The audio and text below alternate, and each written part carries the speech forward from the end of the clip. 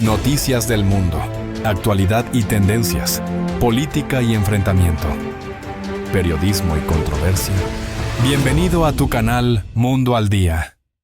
Hemos visto cómo el presidente de Estados Unidos, Donald Trump, suspendió toda la ayuda de Estados Unidos a Colombia porque ha calificado a Gustavo Petro como un líder del narcotráfico. El día de ayer veíamos una entrevista que le realizaba el periodista de apellido Coronel al presidente de Colombia, Gustavo Petro, donde el mandatario colombiano afirmaba una cierta cantidad de cosas y acusaciones importantes que vamos a discutir el día de hoy.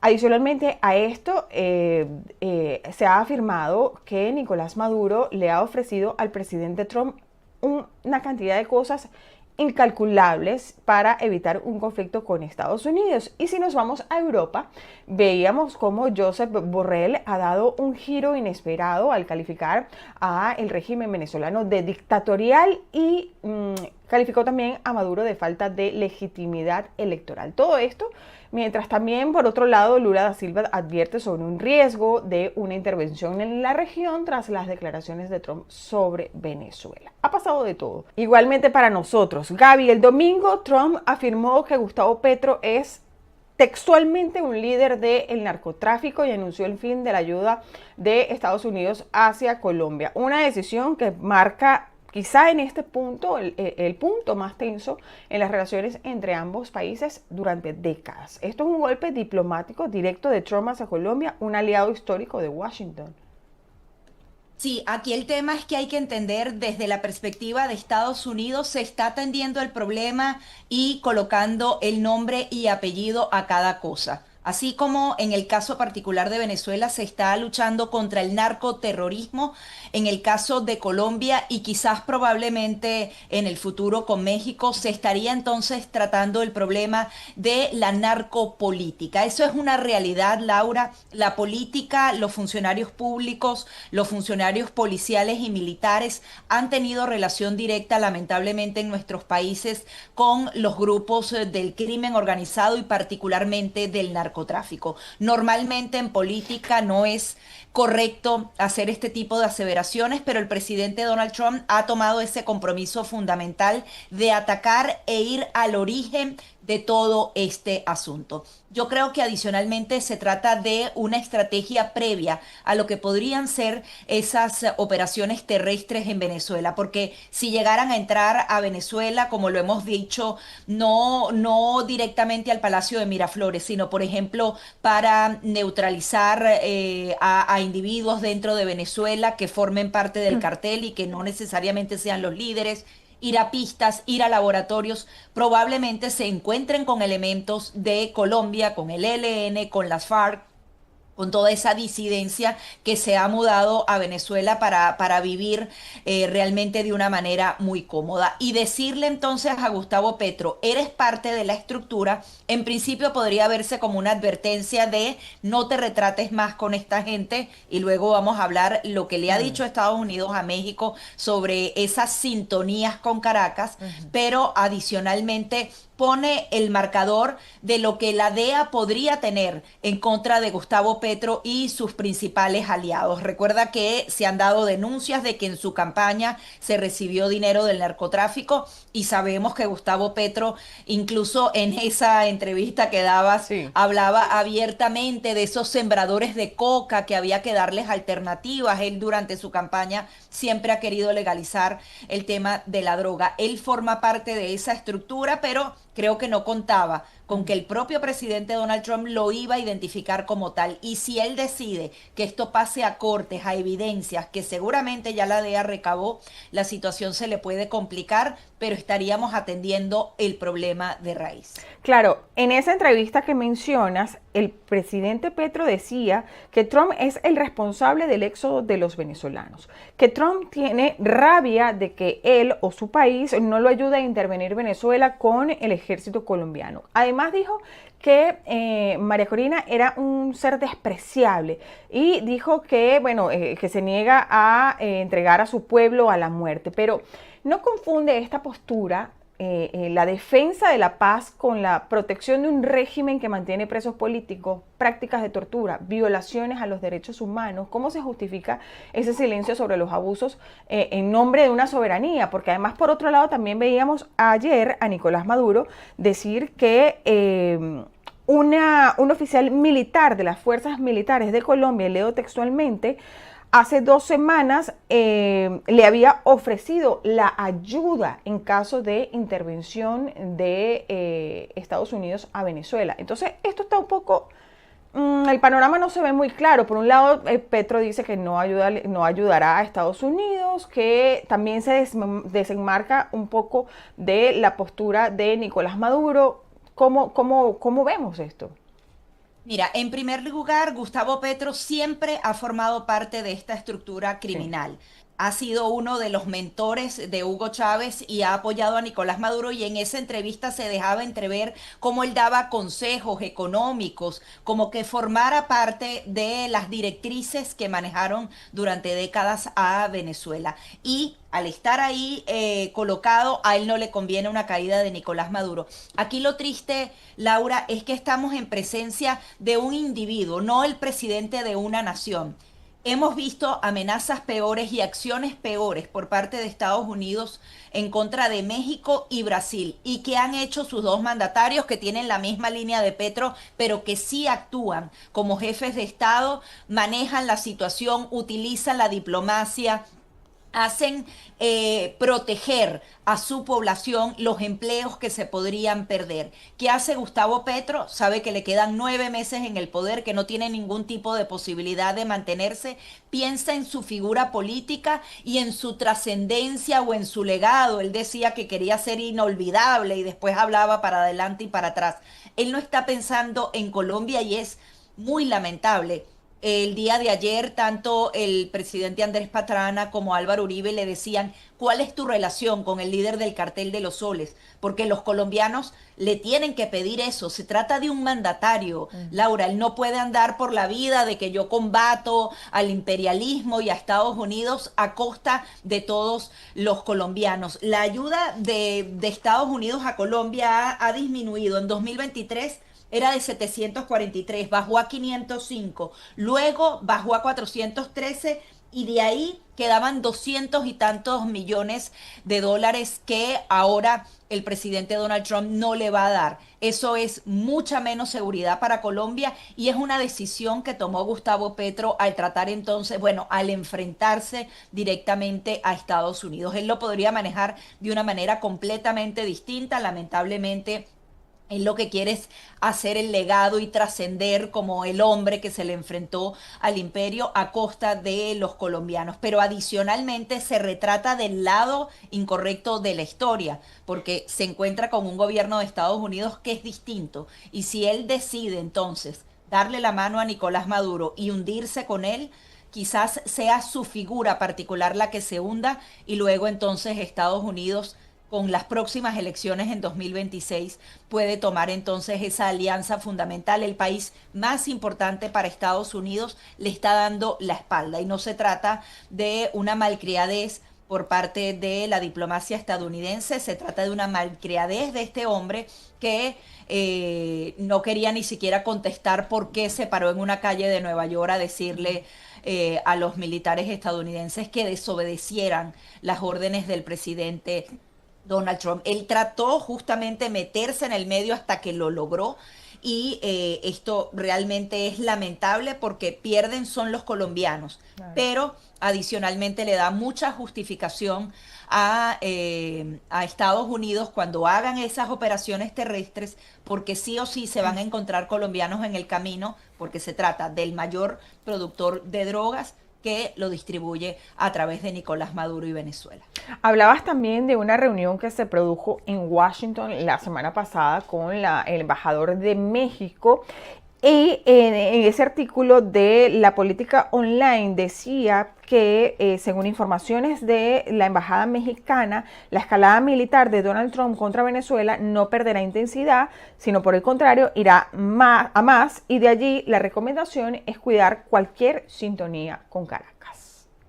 Sí, al parecer Marco Rubio le dijo a su par, al canciller colombiano, cuídate de esta sintonía que tienes con Caracas. Adicionalmente, otros periodistas han reportado, aunque no lo han dicho las personas, que han quitado 50 visas más estadounidenses a personas relacionadas con la política de México. No han dicho quiénes son, pero no ha habido un desmentido por parte del Departamento de Estado, así que muy probablemente lo quitaron. Hablan de una lista de empresas y nuevos individuos de México y de Colombia que van a ser próximamente sancionados. No solamente les quitan la visa, les pueden estar congelando los bienes. Es decir, aquí se está atacando en el mar, probablemente se ataque por tierra y adicionalmente todo ese dinero que se beneficia de este comercio de narcóticos también va a verse impactado. Y eso en definitiva pone entonces en alerta a los políticos que tienen que ver Sí. con estas organizaciones, le hace una advertencia de escala mayor, porque nadie se metía en ese terreno, Laura, y cuántas veces se ha pedido que se ataque realmente a los cabecillas. Aquí lamentablemente varios de esos cabecillas Sí. forman parte también de la función pública. Si esto se hace de esta manera, aquí el legado no sería de Gustavo Petro enfrentándose al imperialismo, sería el legado del secretario Rubio y del presidente Donald Trump de por fin haber atacado el tema del narcotráfico y el crimen organizado que tanto afecta a los más pobres de nuestros países con Sí. una violencia desmedida. Ojalá que sea así, porque estaríamos no solamente cambiando el destino de Venezuela, sino de toda nuestra región. Gaby, me quedan dos temas sumamente importantes y poco tiempo, pero a ver si lo logramos. En el caso de Venezuela, Trump reveló que Maduro le ha ofrecido de todo, desde recursos naturales hasta contratos preferenciales, cortar relaciones con otros países para evitar un conflicto con Estados Unidos. Y por otro lado, cambiando un poco el escenario, pero no de protagonista, Josep Borrell, sabemos cuál ha sido su postura durante muchos años siendo la voz de Nicolás Maduro en Europa y en este momento lo ha llamado que Maduro, literalmente lo digo, Maduro es un tirano sangriento que se ha robado todas las elecciones. ¿Por qué este cambio tan drástico de Borrell? Bueno, me imagino que ya no está en el cargo y sabe que su opinión es una más en el montón y yo creo que le habrá dado un ataque de conciencia. Pero hay que recordar que desde 2019, él, de la mano de Pedro Sánchez, quien ha recibido dinero de todas estas organizaciones criminales y que también forma parte, como Gustavo Petro, de este entramado criminal, decían que en Venezuela habían que haber elecciones, que tenía que haber diálogo. Realmente Josep Borrell, como alto comisionado de la Unión Europea, lo que hizo fue lavarle la cara una y otra vez a Nicolás Maduro y darle oxígeno hasta que ya salió del cargo. Me imagino que tiene un ataque de conciencia o no quiere quedar tan mal con Estados Unidos, que sigue entonces cazando a quienes siguen apoyando a Nicolás Maduro y les está quitando la visa. Es muy lamentable que lo haga al día de hoy. Lo ha tenido que hacer en el momento correcto, cuando realmente su voz contaba y a través de su voz se habrían alcanzado incluso más sanciones personales por parte de Europa para atacarlos. Y la otra pregunta, era relacionada con Sí, lo que le ofreció todas las Maduro ofertas. a Trump. Bueno, me llama la atención, la Casa Blanca tiene la cuenta oficial en X y tiene una que se llama Rapid Response, que realmente todos los periodistas y en general todos los que quieran tenerle ritmo a la administración de Donald Trump la pueden seguir por allí. Han colocado de pin para iniciar la semana lo que sería el mensaje principal que no se mueve en la parte de arriba, la declaración del presidente Donald Trump, en donde dice al periodista: tienes razón, Maduro me ha ofrecido de todo porque ellos no quieren jugar, aunque con otra palabra, con Estados Unidos. ¿Por qué colocan esto particularmente allí cuando normalmente ahí se colocan mensajes que tienen que ver directamente con Estados Unidos, con su política interna? Porque siguen dando como prioridad número uno lo que sería esta operación del Caribe. Yo lo entiendo como un legado fundamental que quiere dejar el presidente Donald Trump, limpiando entonces lo que sería toda esta locura narcoterrorista perdón, y todo el mal que han hecho estas organizaciones a nuestras democracias, porque realmente necesitamos volver a ese tema democrático en la región y yo creo que el presidente Donald Trump está apuntando a eso hacia Argentina, hacia próximas elecciones. Finalmente nos vuelven a tomar en consideración a los latinoamericanos, nos habían ignorado por mucho tiempo y lamentablemente que nos tomen en consideración supone acciones específicas que podrían ser violentas, pero erradicarían de raíz todo este mal terrible. Y Veía declaraciones. continúa allí el mensaje, Gaby, tiene 3 días ya y justamente dice sobre Maduro, lo ha ofrecido todo, tienes razón, respondiéndole justamente lo que decías del periodista, ¿sabes por qué? Porque no quiere la palabra no debida con Estados Unidos.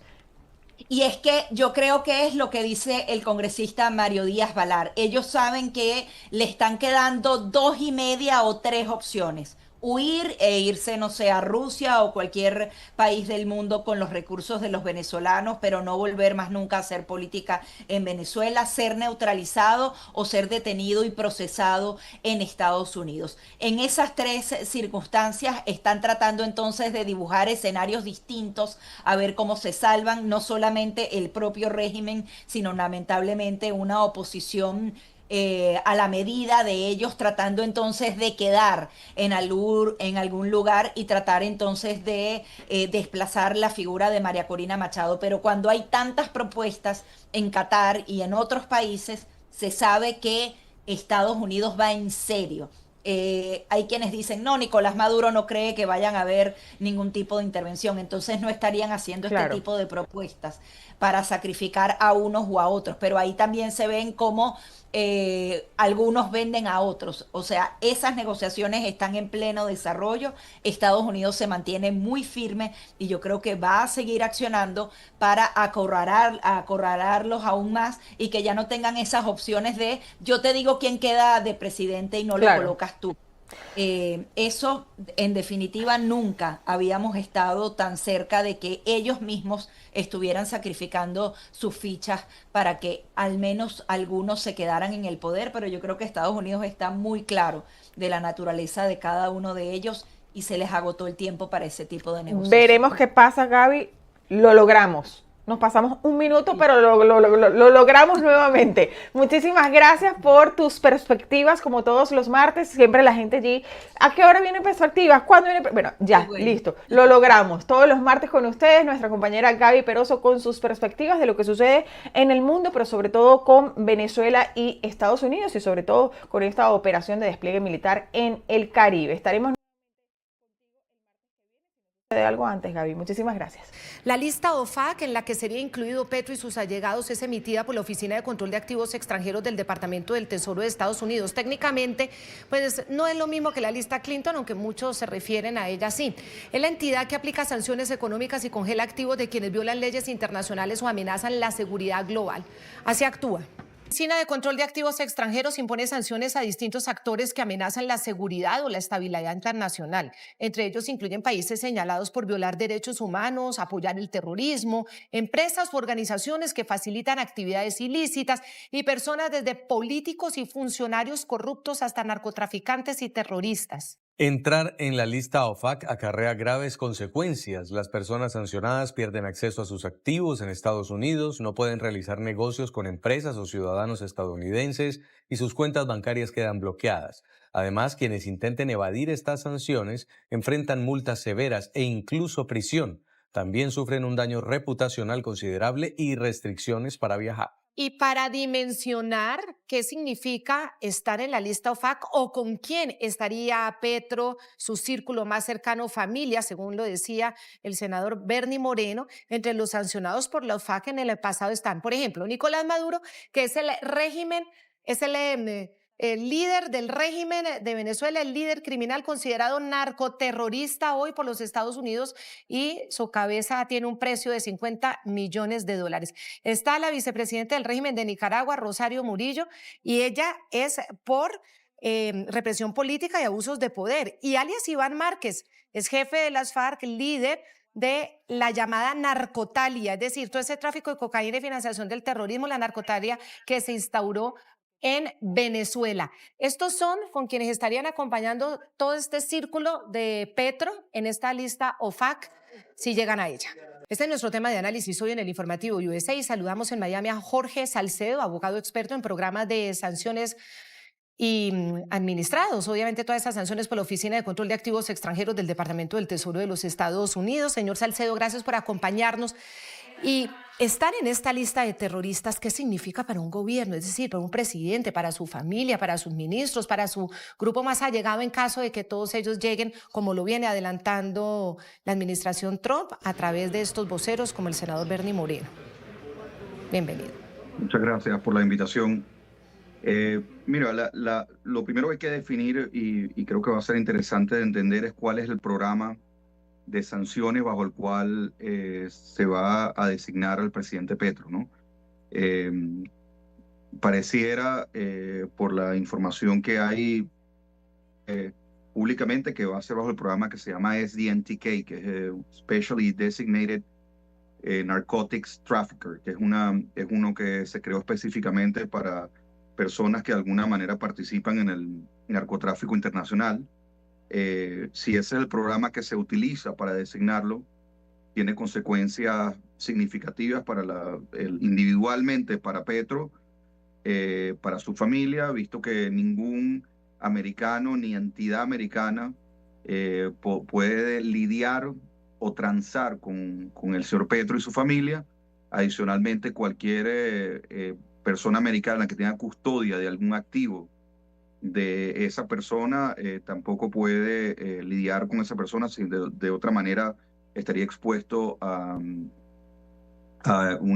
consecuencias criminales, ¿no? Ya el DOJ pudiera intervenir, el Departamento de Justicia. Creo que hay algo inclusive complejo que es un poco ver cuál es el soporte del archivo administrativo que se va a utilizar para designar al presidente Petro, tomar la decisión de designar un presidente en sus funciones. Es algo que la OFAC no se toma de manera ligera, y si bien el estándar para designar a un individuo bajo cualquier programa de la OFAC es una razón para creer, normalmente estos archivos administrativos que soportan una designación poseen evidencias de las agencias federales y del Departamento de Estado que de alguna manera llegan a la conclusión de que la persona definitivamente o de manera bastante segura está involucrada de alguna manera con alguna actividad ilícita, ¿no? Lo de la investigación a plata de la campaña. Abogado Salcedo, ¿qué pasa con los bienes, las propiedades, las cuentas bancarias que tengan estas personas que entran a la lista OFAC? Sí, todas esas propiedades que estén en custodia de una persona americana quedan inmediatamente bloqueadas, y la persona americana, me refiero a entidades financieras, a abogados, contadores que puedan tener de alguna manera custodia de los activos de esa familia, ya quedan bloqueadas y no se pueden vender, no se puede transar con ellos, y ni se puede disponer de ellos a menos que exista una licencia que emita OFAC que permita ese tipo algún tipo de enajenación o transacción, ¿no? Normalmente la OFAC, en adición a un presidente, como es el caso de Petro, también designan familiares y designan a veces empresarios que de alguna manera tienen alguna relación con la persona que está siendo designada de manera primaria, precisamente para poder abarcarnos que estén directamente a nombre de la persona, sino de aquellas personas que le den un soporte material a la persona que está siendo primariamente designada, que en este caso sería el señor Petro. Entonces no es de extrañarse si en la designación venga un diagrama de las personas sancionadas, que vendría Petro a la cabeza de ese diagrama, y abajo algunas otras personas que pueden ser familiares o empresarios que de alguna manera le facilitaban transacciones o le guardaban de alguna manera en custodia activos al señor Petro. ¿Y qué pasa con los bienes que están por fuera de Estados Unidos? Es decir, como sus bienes en Colombia o en otros países, apartamentos o casas, cuentas bancarias, ¿qué pasaría? Mira, la realidad desde el punto de vista estrictamente legal, OFAC no tiene jurisdicción sobre activos que están fuera de custodia de personas americanas. Lo que sí sucede es que la mayoría de los programas de cumplimiento de las entidades financieras del mundo, de alguna manera toman en cuenta OFAC para decidir si siguen transando o no con un determinado cliente. Entonces, al entrar en la lista OFAC, digamos, por ejemplo, un banco en Suiza o en Dubái, de alguna manera toma previsiones y o cierran las cuentas o simplemente para acabar con esa relación transaccional con esa persona que está siendo designada. Y muchos bancos internacionales también tienen corresponsales americanos. Si bien pueden estar en Suiza, pueden estar en China, pueden estar en cualquier jurisdicción. Inclusive Turquía cuenta mucho con el sistema bancario americano como corresponsal, por lo cual se le hace prácticamente imposible transar. Si bien no existe un bloqueo formal, porque la autoridad americana no tiene jurisdicción en esos países, sí existe de alguna manera una restricción de transar en dólares o de transar con cualquier corresponsal bancario americano, ¿no? Sí. ¿Cuánto tiempo se puede permanecer en esta lista? ¿Se puede salir de esta lista? Sí, hay dos procesos para salir de la lista. Uno es un proceso administrativo que se hace directamente con la OFAC, en la cual básicamente la persona tiene que responder unos cuestionarios, entrevistas, etcétera. Tiene que hacerse una auditoría propia para demostrar de alguna manera su inocencia. Aquí la carga de la prueba la tiene la persona designada a demostrar que es inocente. Es un proceso bastante complejo. Y la otra es en caso que tenga un argumento, ir por la Corte Federal y demandar bajo algún argumento que la designación es errónea, ¿no? Una persona puede pasar toda la vida en la lista OFAC y nunca salir si no hace ningún esfuerzo. La otra manera de salir de la lista OFAC, aparte de listarse por el proceso judicial o el proceso administrativo, es el fallecimiento de la persona. Si la persona fallece, inmediatamente queda delistada de la OFAC. Esos son, digamos, los tres únicos eventos que pueden delistar. No hace el esfuerzo de salir, automáticamente no sale, podría estar todo el resto de su vida. Y me preguntas en promedio cuánto tiempo pasa una persona en la lista OFAC. Cada caso es tan distinto que hemos visto casos de 2 meses hasta de toda la vida.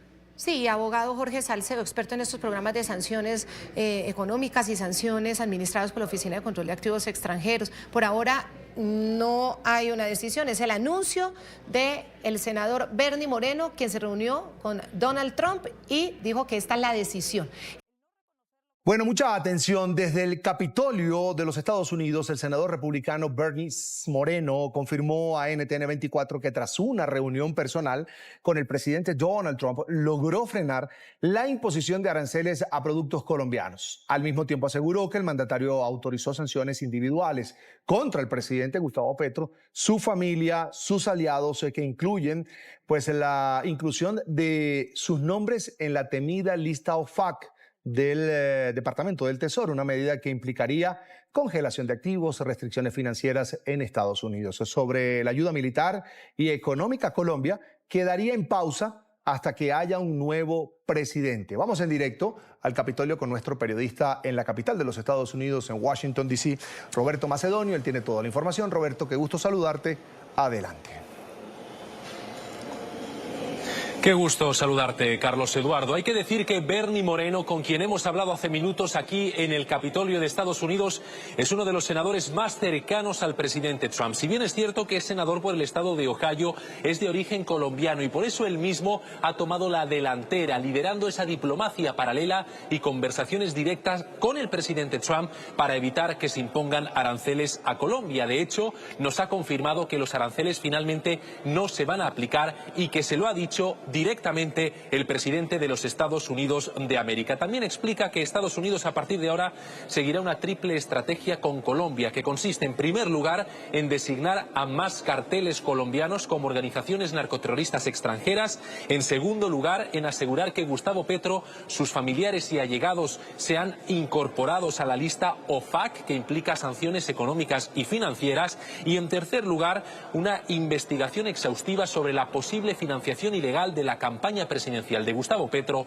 por parte de grupos del narcotráfico. Simplemente preguntarle por el presidente de Colombia, Gustavo Petro. ¿Usted puede confirmar que habrá sanciones individuales contra él, su familia? Sí. ¿Se lo ha confirmado el presidente Trump? Sí. ¿Ha mantenido usted reuniones con el presidente para evitar las sanciones a Colombia? Sí. ¿Qué le ha trasladado el presidente de Estados Unidos? Mire, las arancelas no lo vamos a hacer por ahora. Eso no es el plan. El plan es atacar el problema. Y el problema no es el pueblo de Colombia. Los Estados Unidos quieren mucho a los colombianos.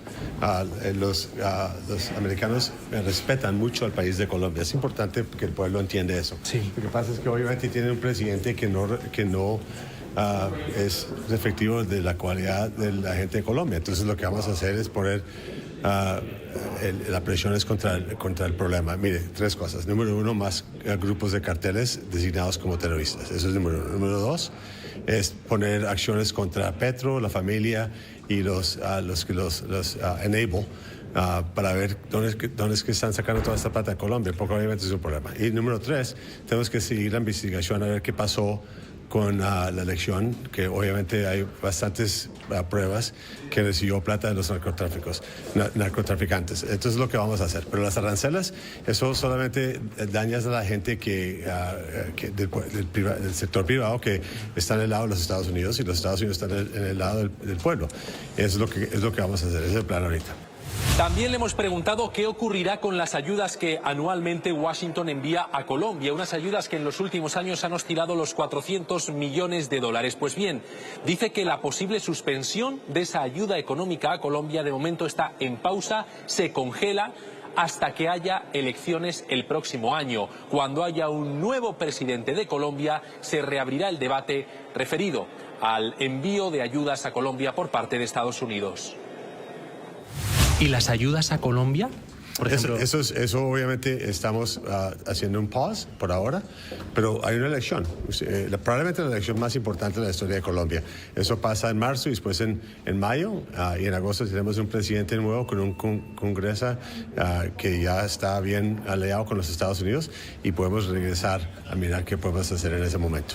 Y atención, importante la siguiente declaración también que les vamos a ofrecer de Bernie Moreno. No descarta un posible indictment contra Gustavo Petro por parte de la justicia estadounidense. Esto significa una acusación formal por pertenecer presuntamente a grupos de narcotráfico. Asegura que ese indictment se podría producir.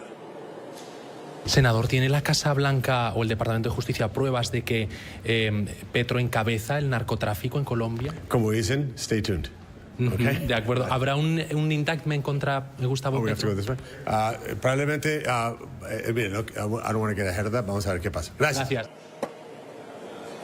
Más temprano, a primera hora de la mañana, NTN 24 habló también con quien fuera embajador de Colombia en Washington, Juan Carlos Pinzón, que se encuentra de visita en la capital de Estados Unidos, manteniendo reuniones de alto nivel, encabezando también esa diplomacia paralela durante estos últimos días para evitar las sanciones y los aranceles a Colombia. Pues bien, Pinzón explicó en declaraciones a NTN 24 en qué ha consistido ese trabajo paralelo para acabar con esta crisis diplomática, un trabajo que le llevó a él y a otros exministros, expresidentes, exembajadores a reunirse con el círculo más íntimo del presidente Trump para convencerlo de que no aplique estas sanciones y aranceles a Colombia. Escuchen. ¿Cómo ha sido esa diplomacia paralela que se está llevando a cabo para evitar sanciones? Pues aquí llegamos por necesidad en esta ocasión. Colombia es un país que es demasiado importante y estaba en riesgo la vida de los colombianos en términos de sus empleos, en términos de su seguridad.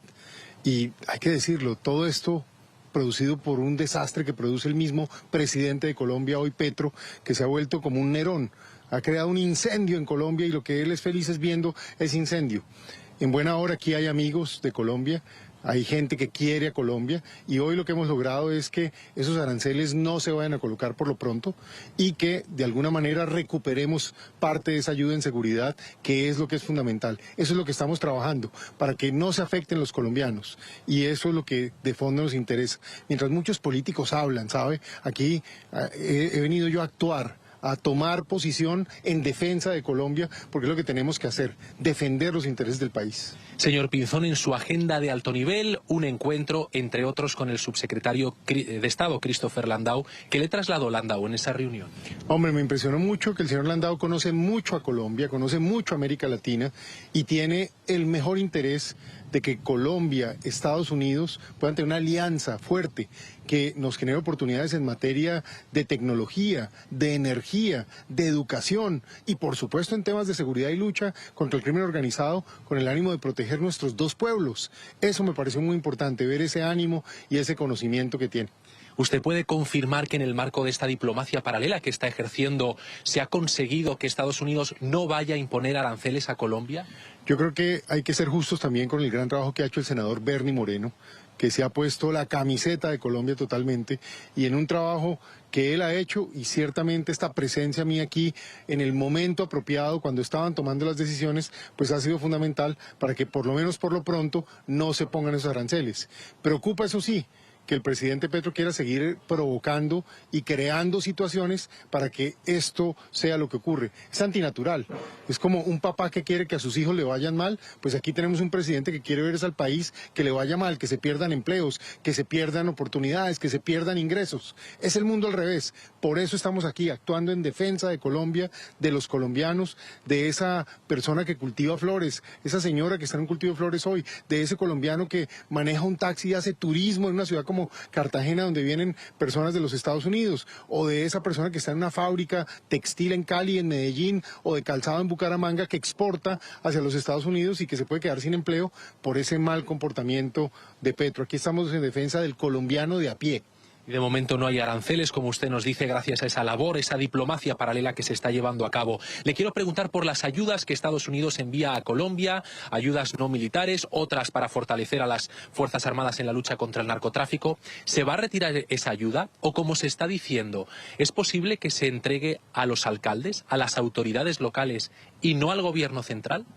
Bueno, los alcaldes han venido pidiendo este tipo de apoyo. Yo creo que empiezan a ser escuchados, porque muchos de los crímenes que se están dando hoy en el país tienen que ver con situaciones que están ocurriendo en las ciudades, en Bogotá, en Cali, en Medellín, en Barranquilla, en Cartagena, en Bucaramanga. Hemos visto este tipo de problemas, entonces hace sentido que este esfuerzo se haga. Por lo pronto, yo lo que he dicho es que Colombia necesita mantener unas fuerzas militares y de policía con inteligencia, con cierta capacidad de aviación y demás. Se han debilitado mucho, pero se debilitarían mucho más si estos recursos se pierden. Entonces hay que defender estos recursos, porque lo decía con franqueza, el 7 de agosto del 2026, cuando lleguemos a gobernar Colombia, vamos a necesitar de todo esto y mucho más para poder recuperar a Colombia, ponerla en el lugar que corresponde, darle seguridad de orden y con ello proyectar el país hacia un buen futuro en materia de inversión, en materia de desarrollo económico. Todo lo que les hemos ofrecido son reacciones a las cámaras de NTN 24 que se han producido hoy mismo aquí donde nos encontramos en el Capitolio de Estados Unidos. Carlos Eduardo, es todo por mi parte. Feliz tarde. Feliz tarde, Roberto. Gracias por este reporte y por la entrevista, por supuesto.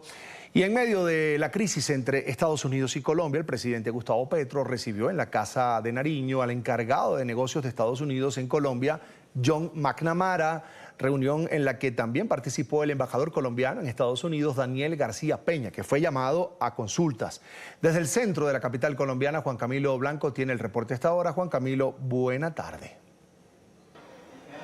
Carlos Eduardo, ¿qué tal? Buenas tardes para usted y para todos los televidentes. Pues mire, parece que poco a poco se van restableciendo esas relaciones entre Colombia y Estados Unidos, o por lo menos eso parece luego de la reunión que hubo el día de ayer en la Casa de Nariño entre el presidente Gustavo Petro, el encargado de negocios de Estados Unidos en Colombia, John McNamara, y el embajador de Colombia ante los Estados Unidos, Daniel García Peña. Una reunión que duró aproximadamente 3 horas. Hablaron de cómo van a ser esas relaciones, cuál va a ser la estrategia Colombia para ir mejorando poco a poco, pues obviamente esa comunicación entre los dos países. Ha dicho el embajador García Peña en comunicación con NTN 24 que se está resolviendo esta situación y que él va a regresar a Washington, que ya está todo listo para que ese llamado a consultas termine. Ha dicho por su parte la canciller Rosa Villavicencio, con quien también pudimos hablar, que se están haciendo todas las diligencias, todas las conversaciones necesarias y que se seguirá ese mensaje, esa comunicación fluida con John McNamara, el representante de los Estados Unidos aquí en Colombia. Uno de los puntos fundamentales es trabajar en la lucha antidrogas, eso lo han dicho tanto la canciller como el embajador, y que es necesario, por supuesto, que se fortalezcan las comunicaciones. Ayer no solo hubo esa reunión, también estuvieron reunidos los ministros que podrían verse afectados en caso tal de que Estados Unidos tome decisiones de aumentar, por ejemplo, los aranceles. Estaba Minagricultura, Mincomercio, también el sector defensa. Todos han planteado estrategias, sin embargo, hasta ahora no van a tomar ninguna acción puntual hasta saber cuál va a ser el próximo paso de los Estados Unidos. Lo que sí tienen planteado es, por ejemplo, acercarse a los empresarios para fortalecer y ver cuáles son las necesidades si llega, por ejemplo, a subirse estos aranceles. Como primer paso para superar la crisis diplomática con Estados Unidos, el embajador Daniel García Peña alista su regreso a Washington. No, pero ya ves que el tema de las consultas ya se logró, pues ya hicimos lo que correspondía y es posible que pueda tener otra reunión en estos días, pero ya, digamos, la llamada consulta ya se superó. La decisión se tomó tras el encuentro entre el presidente Gustavo Petro y el encargado de negocios de Estados Unidos, John McNamara. Bueno, fue una reunión larga, muy franca, constructiva. Tuvimos la oportunidad de hablar a fondo de los diferentes temas, particularmente el tema de la lucha contra el narcotráfico. Desde la Cancillería aseguran que hay voluntad política para mantener el diálogo y recomponer las relaciones bilaterales. Dialogar sobre todas estas situaciones y mandar los mensajes de que queremos restablecer estas relaciones de la manera más normal, y que el encargado de negocios pues sea el emisario que pueda también traernos esa voluntad política que nosotros ya hemos manifestado. El gobierno también prepara escenarios frente a posibles medidas económicas o comerciales de Washington. Queremos tener reuniones con el empresariado que tiene pues una actividad económica con Estados Unidos, porque entendemos que es un socio comercial muy importante y no queremos para nada que eso se vaya a afectar. Somos muy conscientes que detrás de ello hay muchos trabajadores. Aunque el tono del diálogo fue positivo, McNamara advirtió que la última palabra la tendrá el presidente Donald Trump. Se prevén nuevos encuentros esta semana entre delegados de ambos países para cerrar definitivamente la crisis. Mire, y ahora el trabajo será tener relaciones de fortalecimiento en estas comunicaciones tanto de Estados Unidos y Colombia, principalmente con el encargado de negocios John McNamara. También se espera que la canciller Rosa Villavicencio viaje esta semana a Estados Unidos, específicamente a la ONU, a Nueva York, donde sí puede ingresar, esto a pesar de que no tiene visa por los tratados internacionales que hay para poder acceder a este espacio. No se descarta que ahí pues haya algún tipo de reunión también para poder hablar de esta situación. Por ahora yo me despido desde el centro de la capital colombiana. Ustedes tienen mucho más. Juan Camilo Blanco, NTN 24. Juan Camilo, gracias por toda la información. Buena tarde para ti, por supuesto, en Bogotá, la capital de Colombia. No, gracias Arturo por acompañarnos y bueno, por darnos parte de sus minutos de tiempo para mi persona y por supuesto para nuestra audiencia que nos está sintonizando. También en las plataformas de redes sociales estamos transmitiendo en vivo esta entrevista a través de la página de YouTube, de X, estamos también en TikTok para los que nos quieran seguir y por supuesto estamos, a ver, se me queda, yo creo que ya dije todas, así que gracias de verdad a todos ustedes que están ahí. Arturo, ¿qué evaluación podemos hacer a estas alturas del avance del Plan Control Territorial del presidente Nayib Bukele? Un plan que, como ya lo decíamos, ha sido reconocido de hecho por muchos a nivel internacional, tanto organismos, países, cámaras, diferentes generadores de opinión, incluso magnates también, como Elon Musk, que ha reconocido también los avances de seguridad y el liderazgo del presidente Nayib Bukele. ¿Qué evaluación, qué análisis podemos hacer a esta fecha de este plan? Bueno, primero que nada, reconfirmar y decirle a la gente que se han pasado los 1000 días sin tener crímenes originados por las pandillas, sin tener homicidios originados, ¿cierto?, por los terroristas que operaban, por supuesto, en El Salvador. Todo esto gracias efectivamente al plan control territorial, el plan de seguridad que se ha estado llevando adelante desde marzo del 2022, 27 de marzo, que comienza con el régimen de excepción total y comienza, ¿cierto?, todo este saneamiento en El Salvador. Bueno, y de esto podemos sacar muchas lecciones en realidad, cómo comienza, cómo se planifica estratégicamente lo que se va llevando adelante, cómo trabaja la Fuerza Armada y la policía en conjunto, cómo se realizan los cercos militares, cómo se lleva adelante, ¿cierto?, la persecución de aquellos individuos que estaban en un momento determinado, ¿cierto?, escondidos y son extraídos, cómo va avanzando este plan en cada uno de sus pasos y cómo en este momento, ¿cierto?, ya vemos que El Salvador se va desarrollando de buena forma y estamos en la completa normalidad. Pero por ahí aparecen algunas cosillas. Pero vale la pena también destacar que efectivamente de muchos países, autoridades que tienen que ver con la seguridad de esos países en Latinoamérica, en Norteamérica y en Europa, se han acercado y ven con mucho cierto interés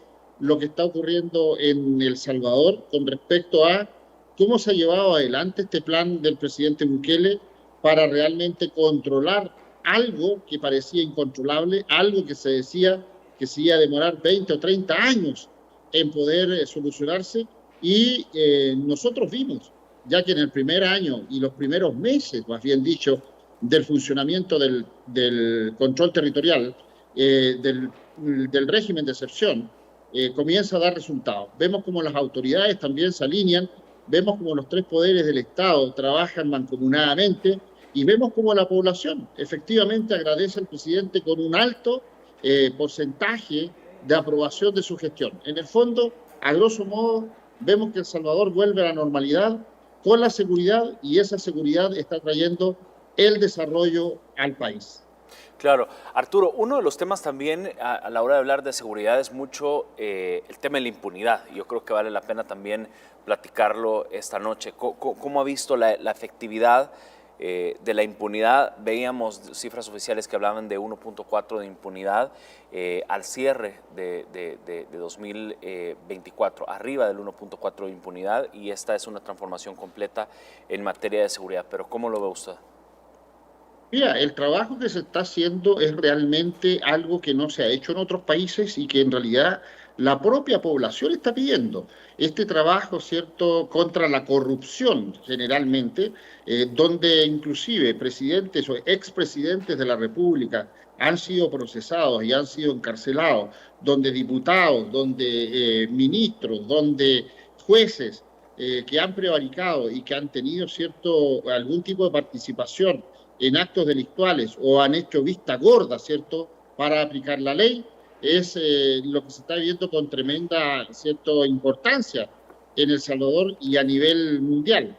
Estamos viendo que este martes, precisamente, pasa a prisión, por ejemplo, en Francia, el expresidente Nicolás Sarkozy también, por aprovecharse de ciertos dineros, por aprovecharse de su poder, y en El Salvador esto se ha controlado. Mira, si en los países, en nuestros países, no se controla esto, lamentablemente la corrupción no va a dejar que avance ningún plan de ningún tipo, ni de seguridad, ni de ayuda social, ni de desarrollo, ni de educación, ni de salud, etcétera, etcétera. O sea, aquí tenemos que trabajar varias cosas al mismo tiempo y eso es lo que tiene que ver la población, eso es lo que tiene que ver la gente, los mandatarios o las autoridades internacionales, que esto no es algo aislado. Aquí tienen que conjugarse una serie de situaciones para que esto resulte de buena manera. Totalmente. Arturo, en septiembre, por ejemplo, de enero a septiembre, en El Salvador, la impunidad, el delito de homicidio es cero. Eso es lo que dijeron las autoridades, ya que todo homicidio que se ha cometido, él o los responsables han sido sometidos a procesos judiciales, según el Ministerio de Justicia, bueno, según el Ministerio de Seguridad y Justicia. Pero aquí también ocurre otro factor que yo creo que también es importante meterlo acá en el análisis. Se le está dando un seguimiento a todos los delitos también que atentan contra la libertad sexual, contra el patrimonio, la tenencia de droga y otros. A la hora de complementarlo, obviamente con todo el trabajo que se está realizando para combatir a las pandillas, ¿qué lectura se puede hacer? Bueno, el trabajo en conjunto con la fuerza, ¿cierto? En conjunto con los ministerios, el trabajo que se debe hacer, sobre todo con todos los elementos que son productos del delito. Aquí estamos hablando de prevaricación, primero que nada, de la justicia. Estamos hablando de corrupción, estamos hablando de crimen organizado local, crimen organizado transnacional, estamos hablando de control de narcotráfico, estamos hablando del control del terrorismo.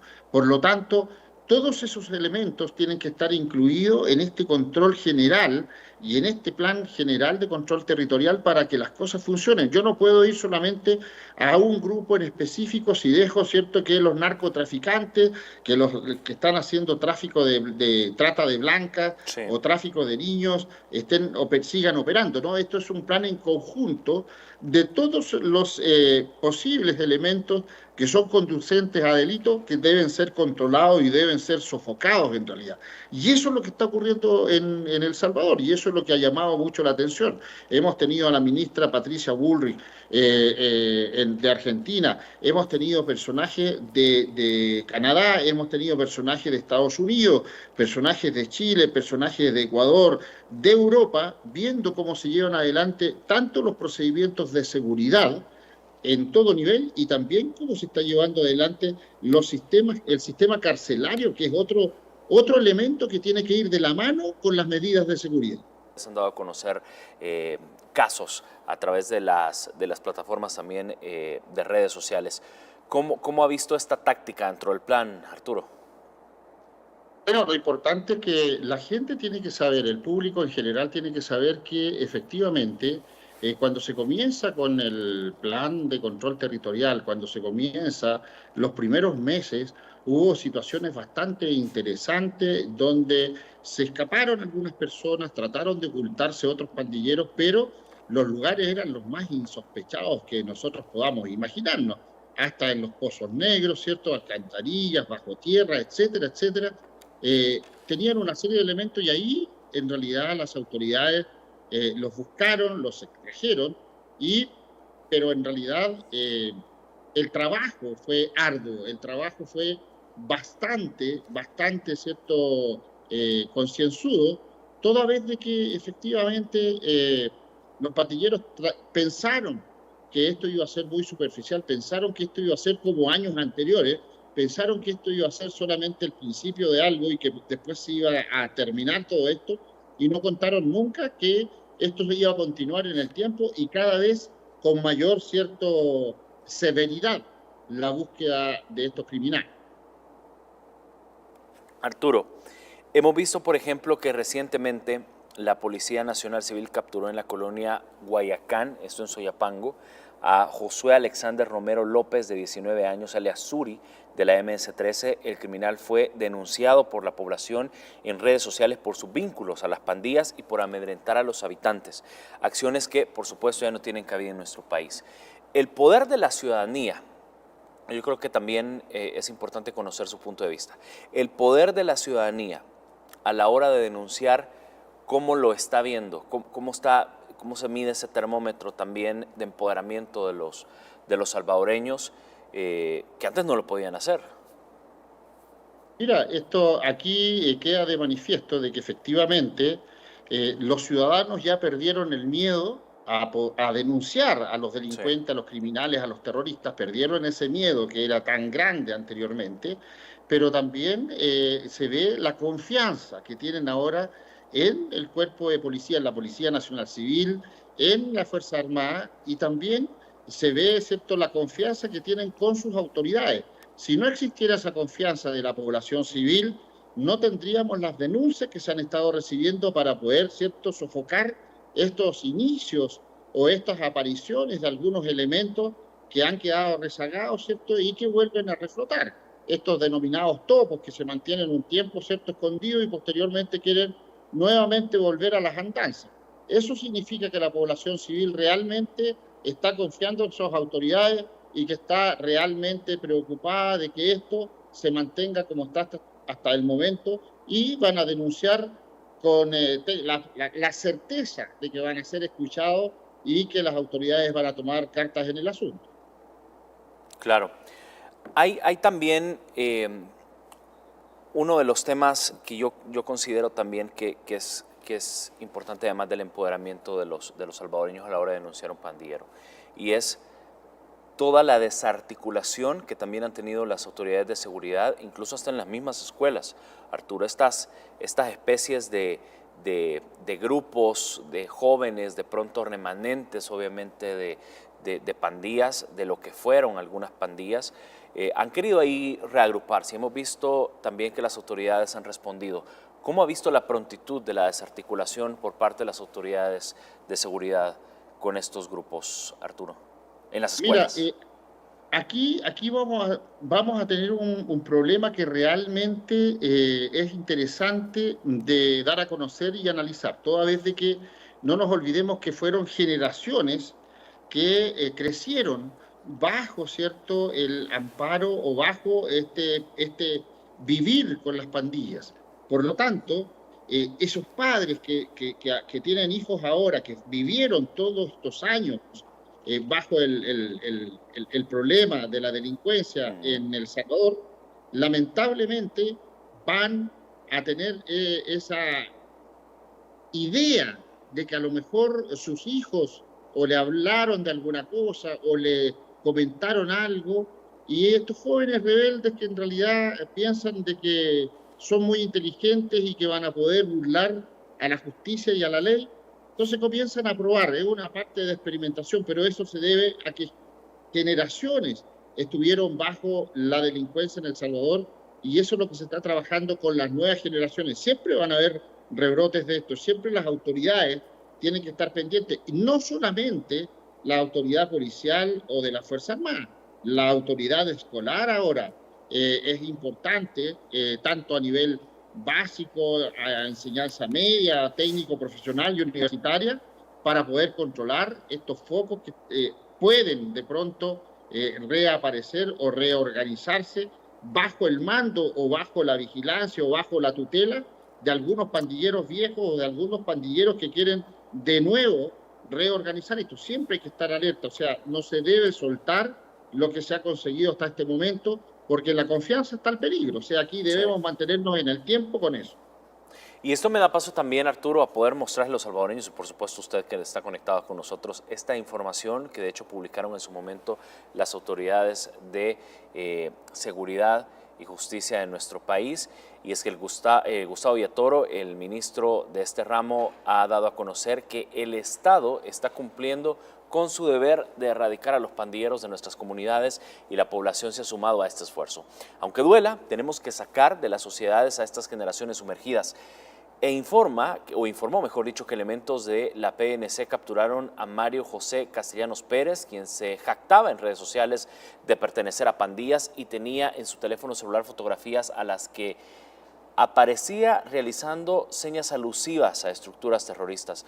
Ahora este menor será procesado como miembro de una estructura o de una organización terrorista y enfrentará décadas en prisión por sus acciones. Y cierra el ministro diciendo: no vamos a permitir que este cáncer vuelva a permanecer en nuestras comunidades y en nuestros jóvenes para amenazar la paz y la seguridad que le hemos devuelto a nuestra gente. No queremos más generaciones perdidas. Y a esto también se suma ahí las fotografías precisamente de este joven menor de edad, sin duda, y con imágenes en sus teléfonos alusivas a grupos de pandillas. Arturo. Mira, el cáncer de la delincuencia, del crimen organizado, de las pandillas o del terrorismo, hay que eliminarlos de raíz. Lamentablemente, 12 años, 14 años, 16 o 18, da lo mismo. Un joven o un niño de 12 años ya sabe qué es lo que puede pasar si él presiona un gatillo, si él dispara un arma de fuego, si él hiere o ataca con un arma blanca a una persona. Por lo tanto, no es que sean blancas palomas, ellos saben perfectamente lo que están haciendo. Cuando se toman medidas ejemplarizadoras, aunque sean menores de edad, estás entregando un fuerte mensaje a toda la población y sobre todo a aquellos delincuentes emergentes.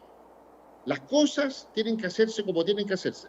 Muchas veces la justicia hace vista gorda porque son supuestamente menores de edad, pero esos menores de edad ya en otros países a los 12, a los 14 años están siendo procesados. ¿Y por qué no en El Salvador? O sea, aquí efectivamente se está llevando adelante una campaña para que esto no vuelva a rebrotar y la medida ejemplarizadora en este caso debe servir de voz de alerta para todos aquellos que pretenden o que quieren nuevamente sumir en el caos a El Salvador. Muy niños serán, muy jóvenes serán, pero los delincuentes son delincuentes. Y si de pequeños los dejamos avanzar, cuando ya tengan la mayoría de edad, van a ser delincuentes avesados y unos criminales. Así que las cosas se cortan desde el principio. Señas alusivas también a las pandillas. De hecho, la policía informó la detención de una joven de 17 años, Catherine, quien fue capturada tras ser identificada realizando también señas alusivas a las pandillas. Y esto fue en redes sociales. Es decir, no fue en una revisión del teléfono, no, fue en redes sociales. La detención se llevó a cabo esto en la calle principal del barrio El Centro, esto justo al frente al Parque Municipal del Distrito de La Laguna, en Chalatenango Sur. ¿Y qué es lo que ha hecho la policía? Ha dicho que la joven utilizaba sus redes sociales para promover y hacer apología a estos grupos criminales, lo cual constituye obviamente, y tal como lo han dicho las reformas que han promovido las autoridades, en un delito tipificado en la legislación vigente bajo el régimen de excepción. Desde su punto de vista, ¿qué es lo que está pasando con estos jóvenes? ¿Será que obviamente buscan articularse nuevamente o ¿qué lectura podemos hacer? Lo que sí se sabe y lo que sí hemos visto es la pronta actuación de las autoridades de seguridad para desarticular. Pero me llama mucho la atención la forma, obviamente, de cómo se están expresando estos jóvenes con estos signos de pandillas. Claro, pero tenemos que tomar en cuenta también, y ya voy a entrar en esto directamente lo de El Salvador, tenemos que tomar en cuenta también de que han habido algunos youtubers que han hecho apología a lo que son las pandillas y a lo que es la delincuencia en este caso, pero también aquí vemos un fenómeno, este fenómeno de muchos jóvenes que piensan burlar a la autoridad, que piensan, ¿cierto?, asusar a otras personas para que los sigan, estos jóvenes que piensan que no va a pasar nada o que ellos son diferentes, pero también queda a la vista, como bien decías tú, Armando, el tremendo trabajo que está haciendo el personal de seguridad, inteligencia, la policía, etcétera, para poder dar con estas personas o con estos individuos que publican algunos elementos que pueden llamar a la subversión o que puedan llamar o incitar a algunos otros jóvenes a cometer actos delictuales o a crear nuevas pandillas. Entonces, es muy importante esto, dos cosas. El mensaje que se le está entregando a los jóvenes, que si tú haces apología a la delincuencia, al terrorismo, al pandillerismo en el fondo, a las maras, van a tener su consecuencia. Y sigo insistiendo, cuando caen los primeros, de inmediato sirve de ejemplo para que el resto, ¿cierto?, diga, no, esto es serio, no lo podemos hacer. Las cosas con el ejemplo. Por lo tanto, si se dejan pasar este tipo de situaciones, los jóvenes van a pensar que esto es gratis, que no pasa absolutamente nada y que pueden hacer lo que quieran, que pueden, ¿cierto?, doblarle la mano a la autoridad. Cuando ven que la autoridad se mantiene firme, como corresponde, ahí ellos ven que esto es serio y que no lo tienen que volver a hacer. Y ese es un mensaje potente el que se le está entregando. No, y lo que pasa es que el Estado está cumpliendo su deber, Arturo, y es erradicar a los pandilleros de las comunidades y aquí vemos el factor que lo hablábamos en el bloque anterior, la población sumándose a este esfuerzo. Sí, claro, de todas maneras, o sea, sigo insistiendo, aquí ya llevamos ¿cuánto? Desde el año 2022 a la fecha, un trabajo arduo, un trabajo que no ha tenido descanso, un trabajo que ha ido en creciendo, Por lo tanto, aquí vemos que las autoridades, desde el presidente de la República, desde el presidente Nayib Bukele, ministro de Justicia y Seguridad, el ministro Villatoro, el ministro de Defensa, el Merino Monroy, y todas las demás personas que están involucradas, han hecho todo un esfuerzo y que se ha mantenido en el tiempo. Lo más difícil de todo esto es mantenerse en el tiempo, y eso se ha logrado en El Salvador. No es una medida que se lleva por un mes o por un par de meses, y después esto se deja de lado. No. Lo más difícil, lo más costoso y lo más que llama la atención es que esto se ha mantenido en el tiempo. Y eso es lo importante de destacar, y esto debe seguir. Esto no es solamente de 4 años, de 5 años, de 10. Esto debe mantenerse en el tiempo. No nos olvidemos que fueron más de 30 años en que esto estuvo sumido, ¿cierto?, entre la guerrilla, la delincuencia, el crimen, las pandillas, etcétera, etcétera. Por lo tanto, esto se debe mantener en el tiempo hasta que las nuevas generaciones comprendan que se deben desarrollar bajo el alero de la seguridad, la paz, la tranquilidad. Se puede desarrollar el país, de otra manera no se puede. Y el esfuerzo, por supuesto, de los jóvenes y de los ciudadanos para que esto se mantenga en paz. Así es. Arturo, lo que sí, por ejemplo, también estamos viendo es que no solo estos jóvenes están haciendo señas alusivas a las pandillas, que ya lo decíamos es delito, no solo en redes sociales, no solo están cargando imágenes en su teléfono, sino que también se está erradicando el tema de la droga. Y lo hemos visto, y ya más adelante lo vamos a hablar también, lo que está pasando en alta mar, pero también lo que está pasando en el territorio nacional. Hay menores de edad vendiendo droga, la policía también los ha capturado, de hecho uno de ellos ha sido Daniel Abraham Pleites Torres, un adolescente involucrado en la distribución de brownies, pizza y gomitas elaboradas con marihuana, y esto me da paso también a decir que este veneno, y dice el ministro de Seguridad, este veneno de las drogas ha destruido por mucho tiempo a nuestra sociedad. Y habla y dice precisamente en pantalla, lo estamos viendo, de nuestro compromiso es combatir frontalmente el ilícito, aunque de las formas que intenten construirlo y venderlo. Tras una investigación de la Policía Nacional Civil fue capturado Daniel Abraham Pleites Torres, un adolescente involucrado en la distribución de brownies, pizzas y gomitas elaboradas con marihuana. Estos productos eran ofrecidos a través de las redes sociales y vendidos a colegios y centros comerciales. Estos actos criminales no solo violan la ley, sino que ponen en riesgo la vida y el bienestar de nuestros jóvenes, dijo el ministro, quienes son el futuro de esta nación. Hacemos un llamado urgente, decía el ministro, a los padres de familia, y subrayo también, porque de esto quiero conocer su punto de vista, Arturo. Hago un llamado a los padres de familia, decía, precisamente para que estén a la expectativa de este tema. Y ahí estamos viendo a este joven que, repito, con brownies, pizzas y gomitas elaboradas con marihuana, pues salían obviamente a vender. Arturo, quiero conocer su punto de vista respecto a esto y el mensaje que también hacía el ministro a los padres de familia.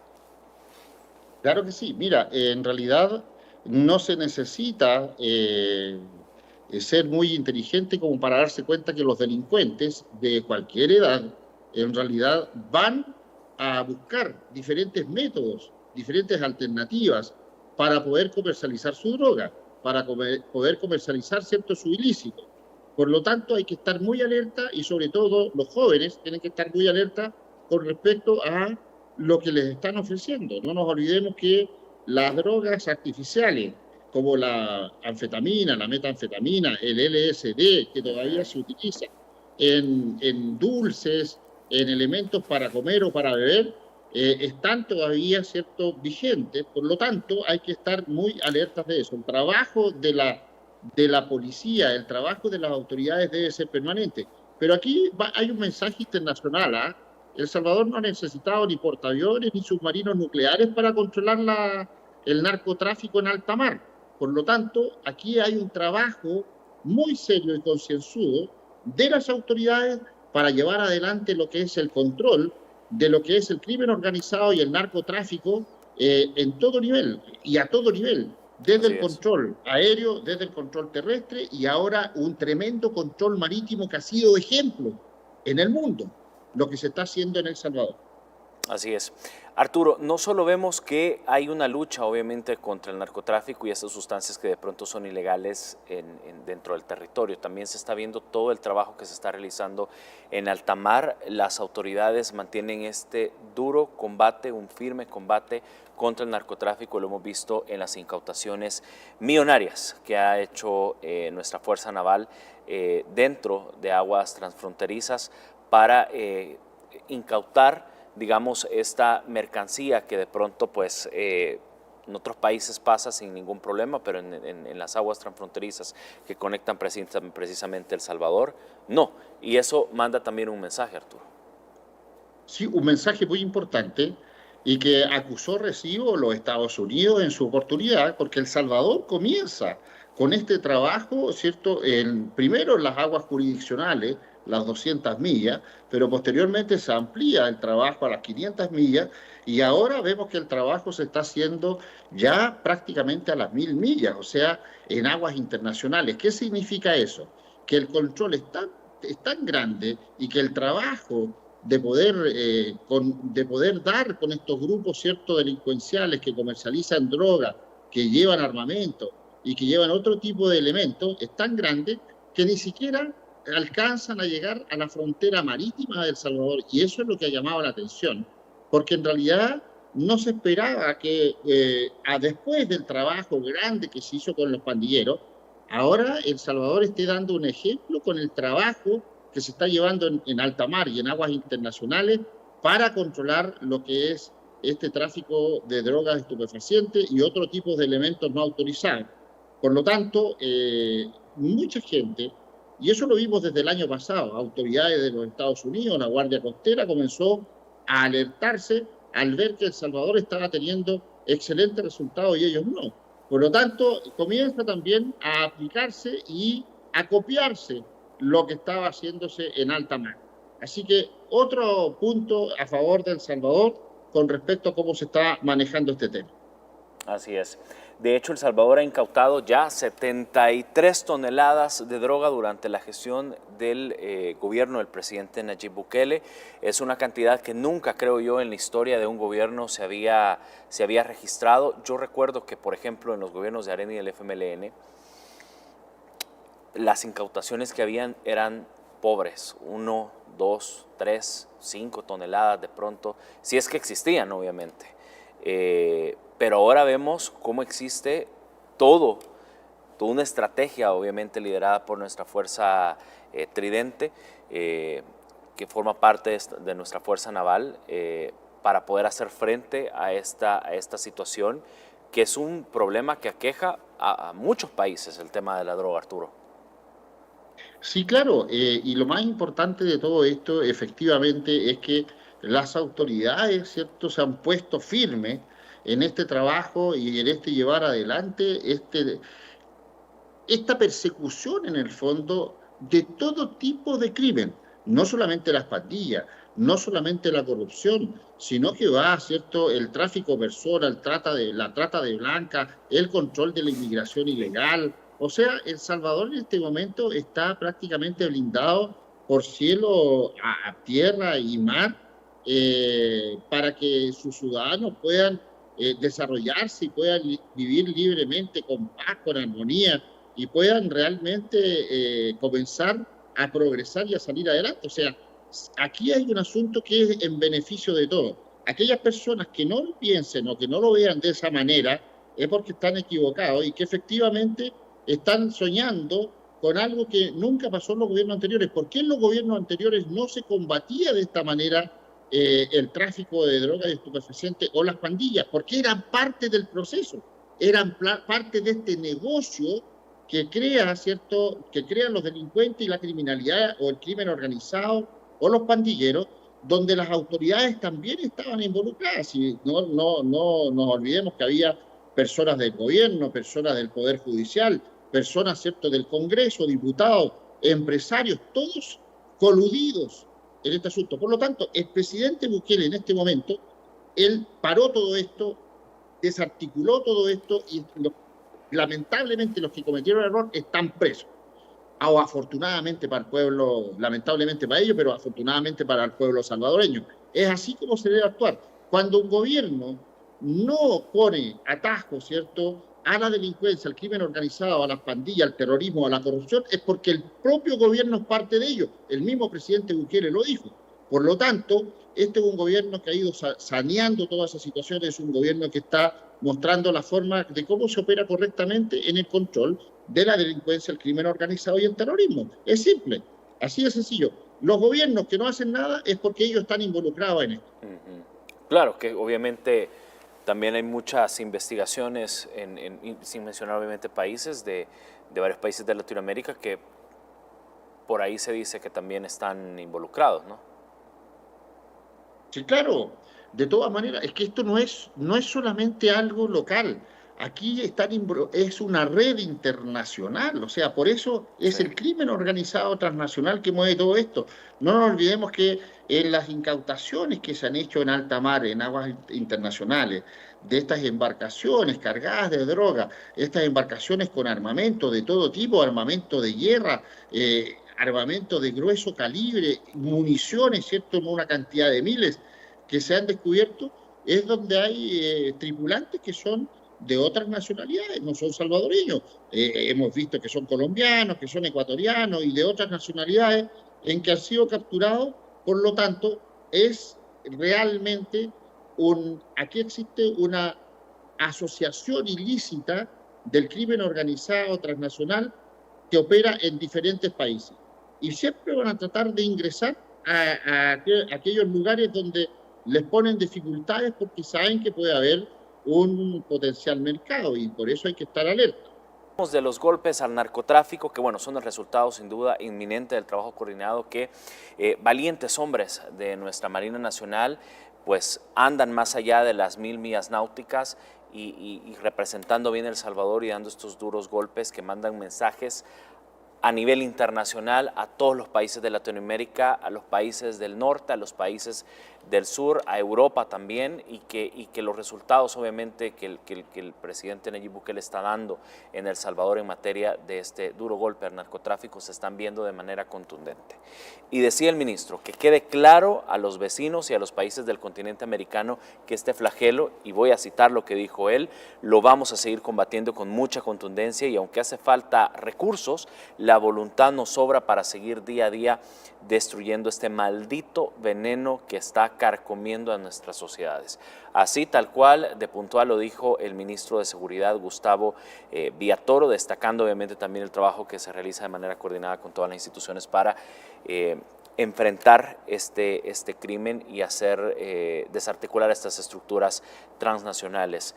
Arturo, ¿cómo ve el mensaje que estamos dejando a nivel internacional? Bueno, yo concuerdo plenamente con el ministro Villatoro, con sus palabras, con sus dichos, porque así debe ser. Imaginémonos hipotéticamente que todos los países trabajaran de la misma manera que se está trabajando en El Salvador, que se trabajara en sus fronteras, tanto aéreas como terrestres, pero que también se trabajara todos aquellos países, ¿cierto?, en su frontera marítima. Sería espectacular, o sea, tendríamos un tremendo trabajo contra el crimen organizado, contra el narcotráfico. Pero eso no se hace porque existen ciertos gobiernos que no le dan la importancia, no le dan la prioridad que se merece esto, no se dan cuenta que es una guerra contra su propia población, la que están llevando adelante los narcotraficantes, que en la medida que enferman con este flagelo de la droga a sus ciudadanos, están teniendo unas pérdidas pero tremendas, inimaginablemente millonarias, y que son muy difíciles de poder realmente minimizar si es que no se toman las medidas del caso. Por lo tanto, le dan prioridades a otro tipo de cosas que no tienen importancia.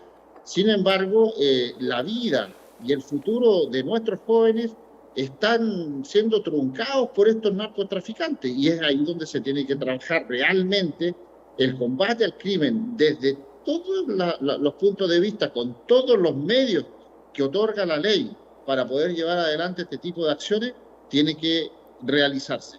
Todo el trabajo que se puede hacer para que nuestros jóvenes o nuestros niños no sean cooptados y no sean enviciados, ¿cierto?, para que sean consumidores de este tipo de elementos, todo ese trabajo es bienvenido. Aquí no solamente el combate al narcotráfico es importante, aquí hay que tener en claro una situación que también es tan importante como el combate, sino que es la prevención, o sea, cómo nosotros llegamos a nuestros jóvenes, a nuestros niños, para que no consuman, para evitar que ellos, ¿cierto?, traten de explorar con este tipo de elementos o de sustancias. Y es ahí el trabajo que se está llevando adelante también en los recintos educacionales.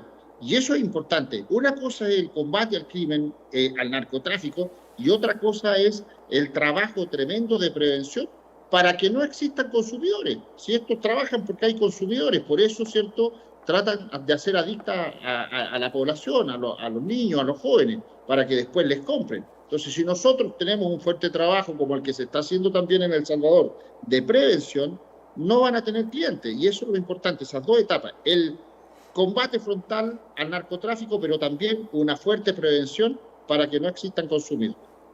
Claro. Arturo, me quedan pocos minutos, pero ya que estamos hablando obviamente de lo que pasa fuera de nuestras fronteras, ¿cómo ha visto esta ola de violencia que está afectando a todos los países de Latinoamérica versus obviamente cómo está la situación en El Salvador? Bueno, ahí queda claramente demostrada que la voluntad del presidente de la República de aquellos países donde han ido en aumento la delincuencia, tenemos el mismo caso de Guatemala, donde ha ido en aumento la delincuencia, donde está, ¿cierto?, siendo el quinto país más peligroso de Latinoamérica, donde vemos que en aquellos países donde existen regímenes de izquierda, se dejan que las cosas pasen, que los delincuentes hagan y deshagan, porque lo mismo que pasaba en El Salvador, en estos países donde la izquierda está gobernando, por ejemplo, también sus autoridades reciben monumentos, reciben coimas, reciben ciertos pagos por hacer la vista gorda. Y eso no me cabe la menor duda que en todos aquellos países donde ha subido el nivel de delincuencia o el índice de la criminalidad, es porque efectivamente sus autoridades no le están dando la importancia que se merece y ellos de alguna u otra manera están dejando que esto pase. ¿Para qué? Para que la población esté con miedo, para que la población esté encerrada y para que ellos puedan controlar a la población como es su forma de pensar y su modo operandi. Por lo tanto, importante el mensaje que manda el presidente de la República, en este caso el presidente Nayib Bukele, con la voluntad de ir con todas las herramientas que le ofrece la Constitución y la ley para ir en el combate frontal a la delincuencia, crimen organizado transnacional, el narcotráfico y la corrupción. Es simple. Si el presidente no tiene los pantalones bien puestos, no pasa absolutamente nada. No hay una mano dura y la delincuencia, ¿cierto?, pasa la raya que son los límites. Por lo tanto, el mensaje es que los mandatarios son los responsables de que las cosas funcionen como deben funcionar en cada uno de los países. La voluntad del presidente está por sobre todas las cosas y después viene el resto de los funcionarios y el resto, ¿cierto?, de las demás instituciones del gobierno.